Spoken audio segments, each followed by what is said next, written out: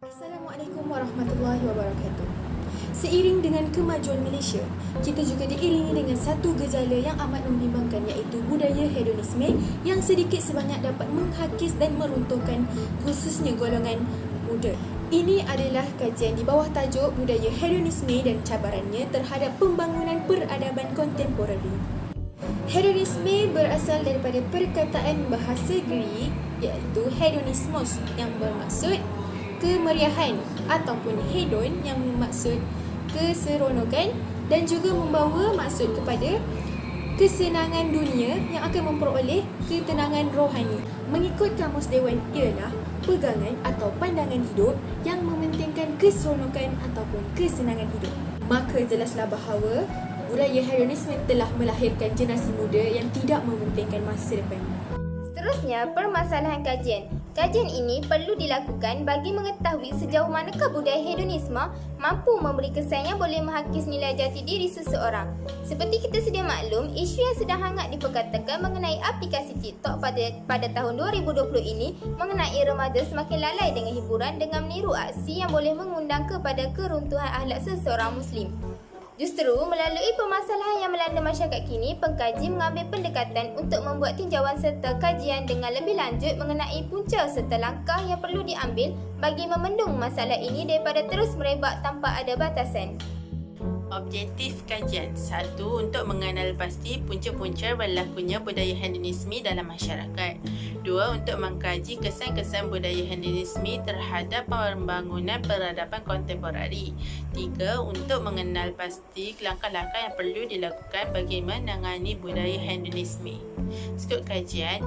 Skop kajian ini tertumpu kepada minimum 41 orang responden yang memahami konsep budaya hedonisme dalam masyarakat. Borang soal selidik diedarkan kepada pelajar dan alumni Universiti Sains Islam Malaysia yang merangkumi pelbagai lapisan umur dan latar belakang. Hal ini kerana mereka mengetahui budaya hedonisme yang terjadi dalam masyarakat. Rujukan yang kami gunakan ialah borang soal selidik, bahan internet dan sebagainya. Kajian ini merangkumi objektif kajian kami iaitu untuk mengenal pasti punca-punca berlakunya budaya hedonisme dalam masyarakat, untuk mengkaji kesan-kesan budaya hedonisme terhadap pembangunan peradaban kontemporari dan untuk mengenal pasti langkah-langkah yang perlu dilakukan bagi menangani budaya hedonisme ini. Seterusnya, berkenaan dengan lokasi kajian, kami telah sebulat suara menjadikan Universiti Sains Islam Malaysia sebagai lokasi kajian kami. Lokasi ini dipilih disebabkan rata-rata respondennya terdiri daripada pelajar dan juga staf. Disebabkan wabak COVID-19 yang telah melanda dunia ketika ini dan Malaysia juga tidak terkecuali, kami telah mengambil keputusan untuk menjalankan soalan selidik secara atas talian dan mengelakkan pertemuan secara fizikal dengan responden. Ianya bertujuan untuk mengelakkan risiko jangkitan, terutamanya kepada ahli kumpulan yang menjalankan kaji selidik di lapangan. Seterusnya, untuk kajian literature, terdapat beberapa artikel ataupun kajian lepas yang mempunyai konsep serta objektif yang hampir sama seperti kajian yang telah kami jalankan. Berdasarkan pemerhatian dan dapatan daripada kajian yang lepas, budaya hedonisme ini adalah disebabkan oleh isu globalisasi tanpa sempadan, penyebaran maklumat dan hiburan menerusi media massa, pengamalan hiburan yang melampau serta serangan pemikiran oleh penjajah. Kemudian, untuk cabaran yang dihadapi budaya ini ialah ia menjadikan masyarakat lalai dan alpa dalam melaksanakan tanggungjawab mereka. Pergaulan yang bebas antara masyarakat kini sehingga peradaban dilupai serta menjadikan negara senang dijajah dalam bentuk pemikiran untuk melemahkan masyarakat. Dan yang terakhir sekali, ia akan menyebabkan nilai-nilai agama dalam diri individu semakin nipis dan ianya memberi impak yang negatif kepada masyarakat. Berdasarkan kajian telah dijalankan pengkaji sebelum ini, antara langkah-langkah yang diambil untuk menangani budaya Indonesia antaranya ialah memperkasakan penerapan nilai-nilai murni, memperkukuhkan gerakan agama bagi tujuan pendidikan dan kesedaran, menyediakan perkhidmatan bimbingan dan konseling, menguatkuasakan undang-undang serta ibu bapa perlu menjaga mengawasi aktiviti dan tingkah laku anak-anak. Budaya hedonisme ini sudah menjadi budaya yang sangat buruk, terutamanya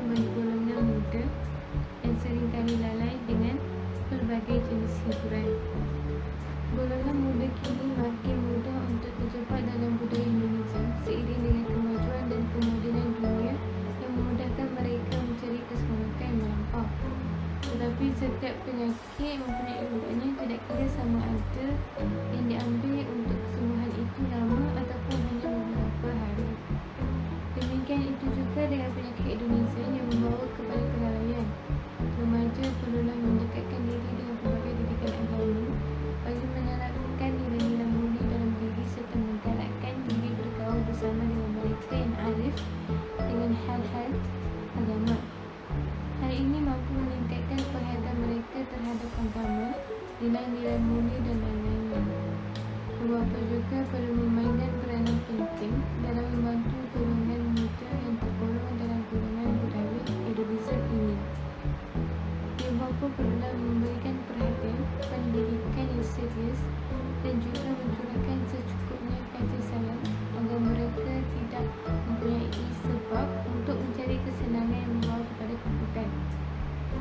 Selain dari hanya memberi, ibu bapa juga perlu sentiasa mengambil tahu masalah yang dihadapi mereka serta sentiasa meluangkan masa bagi mengatasi masalah tersebut. Masa yang diluangkan bersama anak-anak mampu memberikan keyakinan dan menerapkan sikap positif terhadap berbagai masalah emosi dan lainnya. Kesimpulannya, gaya hidup hedonisme yang penuh dengan keseronokan bukanlah mudah untuk dihilangkan sama sekali. Lebih-lebih lagi pada masa kini penyakit segalanya. Langkah-langkah ini mampu membendung maupun mengurangkan golongan terjebak dalam budaya hedonisme. Namun masing-masing perlu aktif dalam peranan dari semua komponen sama ada diri sendiri, keluarga, masyarakat dan negara yang mampu membantu dalam mengurangkan dan mengatasi golongan budaya hedonisme. Seterusnya, saya akan berbincangkan tentang metodologi kajian. Metodologi kajian merupakan kaedah-kaedah yang digunakan oleh para pengkaji untuk menjalankan kajian ini. Antara kaedah yang digunakannya ialah pemilihan responden, iaitu terdiri daripada 41 orang responden dari kalangan pelajar-pelajar USIM. Yang seterusnya ialah instrumen kajian, iaitu borang soal sidik yang terdiri daripada dua bahagian, iaitu bahagian A berkenaan latar belakang responden, bahagian B berkenaan punca-punca berlakunya budaya hedonisme dalam kalangan masyarakat, kesan-kesan budaya hedonisme terhadap pembangunan peradaban kontemporari dan langkah-langkah yang boleh diambil untuk menangani budaya hedonisme. Seterusnya ialah rujukan internet, sebagai contoh e-newspaper, jurnal dan artikel yang digunakan untuk mendapatkan maklumat-maklumat tambahan bagi menjawab objektif-objektif kajian. Saya akan menerangkan tentang analisis dapatan kajian dari tajuk ini. Analisis dapatan kajian ini adalah untuk menganalisis data dan semua jawapan dari soal sidik yang dijalankan. Kajian ini melibatkan sebanyak 41 orang responden yang terdiri daripada berbagai umur, jantina, kaum dan pekerjaan. Antara soalan-soalan yang telah dianalisis ialah: adakah anda mengetahui maksud hedonisme? Sebanyak 33 responden menjawab ya dan hanya 8 responden mengatakan tidak. Ini menunjukkan sebilangan besar masyarakat mengetahui maksud hedonisme ini. Seterusnya, soalan kedua, kesan-kesan hedonisme terhadap pembangunan peradaban kontemporari. Terdapat 5 jawapan yang diberikan, iaitu: yang pertama, melahirkan masyarakat yang suka akan hiburan melampau, masyarakat akan lalai dan alpa dalam melaksanakan tanggungjawab, pergaulan bebas antara remaja tanpa batas, negara senang dijajah oleh negara barat dalam bentuk pemikiran, dan akhir sekali nilai-nilai agama dalam diri semakin berkurang dan boleh berlakunya perbalahan. Antara kesemua jawapan yang diberikan pilihan, nilai-nilai agama dalam diri semakin berkurang dan boleh berlakunya perbalahan mencetakkan jumlah yang paling tinggi, iaitu sangat setuju daripada 21 orang responden bersamaan 51.2%. Manakala yang berikan jawapan setuju 13 orang 31.7%. Ada juga responden yang mengatakan tidak setuju dan sangat tidak setuju dengan jawapan ini, iaitu masing-masing 4 orang dari seorang. Akhir sekali, responden yang tidak pasti pula mencatatkan 2 orang, iaitu sebanyak 4.87% daripada jawapan ini. Nilai-nilai agama dan diri ini penting kerana dari sinilah ia dapat menjadikan kita individu dan masyarakat yang lebih baik. Dapatan kajian yang kedua ialah punca-punca berlakunya budaya hedonisme dalam kalangan masyarakat. Berdasarkan jawapan daripada 41 orang responden, ibu bapa tidak mengawasi anak dan wujudnya pelbagai bentuk hiburan masa kini merupakan punca utama. Bagi ibu bapa tidak mengawasi anak, seramai 65.8% responden bersetuju, 7.3% tidak bersetuju dan 26.9% responden tidak pasti. Pelbagai bentuk hiburan merupakan punca kedua iaitu 65.8% responden bersetuju, 7.3% tidak bersetuju dan 26.8% tidak pasti.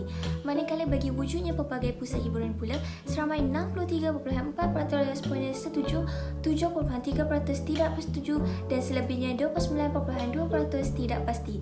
Seterusnya, kepelbagaian rangkaian dalam media masa iaitu seramai 60.9% responden bersetuju, 29.2% tidak pasti dan 9.8% tidak bersetuju. Akhir sekali, globalisasi mencatatkan 44% responden bersetuju, 39% tidak pasti dan 17% tidak bersetuju dengan punca tersebut.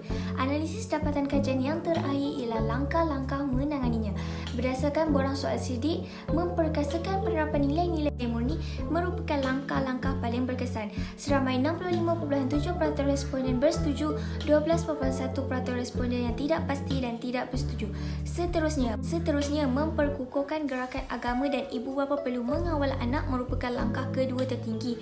Bagi kedua punca, seramai 73.1% responden bersetuju, 14.6% tidak pasti dan 12.1% tidak bersetuju. Menyediakan perkhidmatan bimbingan kaunseling, seramai 68.3% bersetuju, 17% responden tidak pasti dan tidak bersetuju. Langkah terakhir ialah menguatkuasikan undang-undang. 53.6% responden yang bersetuju, 17% tidak pasti dan 19.5% tidak bersetuju. Mulanya, budaya hedonisme ini merupakan suatu kebiasaan yang telah dilarang dalam Islam. Hal ini kerana ia akan menyebabkan kebinasaan dalam diri dan juga masyarakat. Dapat kita lihat lagi. Dalam surah Al-Baqarah ayat 195, Allah telah berfirman yang bermaksud, janganlah kamu menjatuhkan dirimu ke dalam kebinasaan dan berbuat baiklah. Sesungguhnya Allah menyukai orang-orang yang melakukan kebaikan.